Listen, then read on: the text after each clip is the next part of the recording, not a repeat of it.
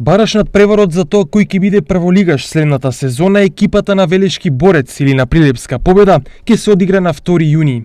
Дуелот првично беше закажан на 3 јуни, но ФФМ донесе одлука да го презакаже ден порано со почеток од 16:30 часот, а средбата ќе се одигра на стадионот Младост во Струмица. Борец до баражот дојде во последните 2 кола од второлигашкото првенство.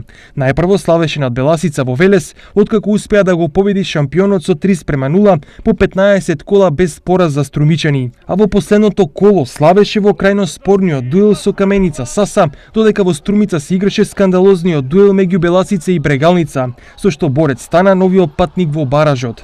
Во средбата со второпласираниот од Западната лига Гостивар, победникот го одредија пеналите, во кои поуспешен се покажа борец, па сега за влез во првата лига му преостана уште овој дуел против победа.